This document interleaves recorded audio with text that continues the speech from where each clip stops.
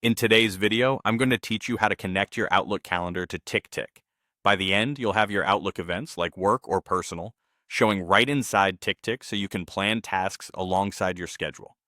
Let's keep this simple and clear. First, open Ticktick and head to Settings. You'll typically find settings under the gear icon. Once you're there, look for the Import and Integration section, then choose Calendar. This is where Ticktick lets you bring in calendars from other services so everything lives in one place. Taking a moment to start in the right menu makes the whole process faster and prevents you from toggling around later. Next, it's time to connect Outlook. In the Calendar integrations, select Outlook. Ticktick will send you to Microsoft's secure sign-in page. Log in with your Microsoft account and grant permission. This permission allows Ticktick to display your Outlook calendars and keep them up to date in your views. If you're using work credentials, make sure you're signing in with the correct account so you see the right calendars. You can always manage permissions later from your Microsoft account's privacy and security settings if you need to review or revoke access.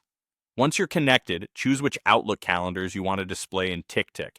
Many people have several, like work, personal, holidays, or shared project calendars. Select only the ones you actually need to see every day. Fewer calendars often means less visual clutter and easier planning. You can always come back and add more later.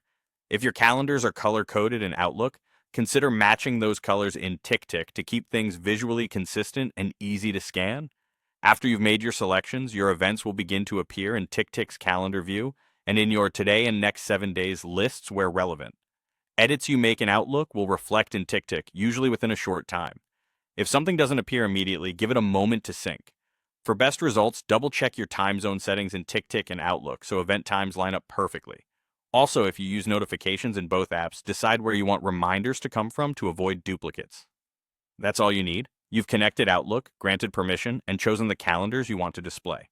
Now your schedule and your tasks live side by side, which makes planning your day smoother and more realistic.